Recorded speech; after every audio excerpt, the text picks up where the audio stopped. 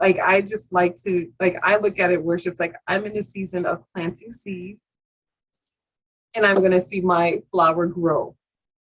So it's just like, okay, I did what I'm out there. I'm planting my seeds. I'm planting my seeds. Sooner or later, I know I'm gonna reap something out of what I put out there. Mm-hmm. So I guess it's just the more of a committed part, where I don't want to have like an easy meltdown of me because of an emotional situation. Mm-hmm. And I can definitely say that I became a very emotional being um, after that incident. Because before I was just very hardcore. Like I used to, I like to say hardcore because I was really about my business, you know. But it was like when that came, that was just like it hit me left. Like I sat down with my accountant and I couldn't even have a conversation. Don't like the only thing that was just I was just there crying, falling out crying. And she sat there and she said, "Julie, you're gonna need to take some time off Mm-hmm. because I believe, like to me, I believe if you're not balanced, it will be difficult to be able to be functional. Um, like if your mind isn't there, if your heart isn't there, like you have to like really Mm-hmm. be in tune. It got to a point where it was just like I would be so in tune to the point that I would not allow just anything to come in to attack my what my focus is. I'm not willing to get distracted. I'm willing to just focus on what I'm trying to achieve. Mm-hmm. Um, but of course, the world is a little different. So it has to have a balance of being able to deal with everything that comes your way. Yeah. I mean, if you look at everybody like Elon Musk and Jeff Bezos and all those other people, they're human beings. Yeah, They're running multi-billion, multi-trillion dollar companies. right, They don't have the luxury of having a bad day, and they do. right, But at the end of the day, they have to separate their personal life from their business life. And, exactly, it doesn't mean that you're not going to have a bad day while you're in business. right, So you might be feeling a little less than you do on other days, but at the end of the day, you still have to have the energy and you have to come to, your business prepared, and, it's like, it may sound stupid, but, I watched a documentary one time on Sports Illustrated, right? oh, And they had the models and they're talking about, being dedicated to what they do. And, this model is on the beach in the middle of the winter time, rolling around the waves where it's freezing. And, she can barely even stand the cold, but she still gets that shot, yeah, and then she runs and gets warm, or, just knowing that you're in an uncomfortable situation, basically, you have to push through that uncomfortable situation and then deal with it later, you know? exactly. So it's like, if you have to go home and cry, Then go you home and don't cry. do it in your office, you stay in Right, the office, you do what you have to do, keep yourself busy, and then you go home and cry afterwards. Rid exactly. of that emotion later, because you can't be emotional in business. Mhm. That's when you start to fail. Right. And like that's something that my life coach taught me. Um and I think I also read on in the book about that because after that happened, I did an inner healing for quite some time, for about a year and a half. Um, but what was taught was that I remember running, I think it was in the book, where they actually do it for one day. Well, I mean, once a year. Some people would do it once a year. They'll let people just do whatever and say whatever that they want to them.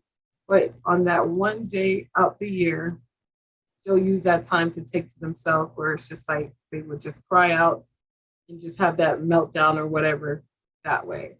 Some Mhm. people they'll do it towards the end of the week. So it's just like Monday through Sunday, Saturday, Sunday, whatever. All the way till Saturday or Friday, that's when they would actually utilize that time to Yes. just like, whatever that they need to do to get that toxicity out of their system. Mhm. And some people will do it whenever it happened, it just if it were to happen, like you see it, for instance, when I went through that situation, what would have been advised is to take some time off, like at least a day or Mhm. 2 days. After that, those 2, 3 days, those things, it doesn't exist anymore. You move forward, go ahead and do what you need to take care of because that was just an emotional situation at that time. Mhm. Move on to the next thing. The biggest thing you could do though is, in sales, there's two ways that you can handle objections, right? Mhm. So one way you handle it is, you overcome it. So you wait for the objection to happen, you overcome it, and the other one's to prevent it. Mhm. So for you, yeah, it's okay to, say that you want to do it every week or every month or every year or whatever the case may be, where, you take those emotions and get rid of them that way. But also, you can also train yourself to, you know, deal with them in the moment. So that way it doesn't affect you later, Yeah, because it's like bottling something up. You don't want to yeah, bottle something up. You want to get rid yeah. of it in the moment. So if you can train yourself to handle that in the moment, then you're fine. Because another thing, I'm going to give another sales reference because that's what I'm, really, that's the core of what I do is sales. Um, a lot of people fear sales because they fear rejection, Oh no, I'm not concerned about you know, that. Like you see, like but for when it no, comes to here's like, my point though. okay, okay, You're missing sorry. this. So a lot of people fear sales because they fear rejection. Mm-hmm. So, at the end of that no that they get, it affects the next call and the call after that. So Oh, I see what you're saying. 5 no's, then by the sixth one, that person that was ready to buy and they were good to go, they're going to lose that deal just because of all the negative emotions that they've built up over the last couple of sales. Mhm. So you have to learn to mentally be able to let things go. So in the moment when somebody is on that sales call with me, I don't even let them telling me no affect me during the call. Right. I just had a lady tell me at the end of the sales call, she was like, "Oh, I'm not going to be able to do this." And I was like, "Well, why not?" "Oh, it's just too much money." "So what do you mean by too much money?" "Oh, well, I just can't afford it right now. But what do you feel like isn't affordable about it?" And then just by going through the whole process, she was like, "Why aren't you getting upset?" And I was like, "What do you mean?" She was like, "Well, your demeanor, it hasn't changed at all." And I was like, True. "Well, should it?" And she was like, "Yeah, well, I'm giving you objections and, you're just not even reacting to them." I was like, "Well, I mean, at the end of the day, I don't view your objection as something where you're trying to hurt me. So why should I be upset about it? All I can do is try to help you to overcome whatever is stopping you from reaching what you want to reach. And if your whole goal is to be able to take your husband to England, this was her whole thing of what she wanted, then how are you going to get him there if you can't overcome the challenges of your finances now? Because that's why we're on this call in the first place, is because you don't have the finances to be able to get your husband to England and take him to Paris and the places you want to go. So how can we help you to be able to do that so you can enjoy your life with your husband? This lady's like 70 years old.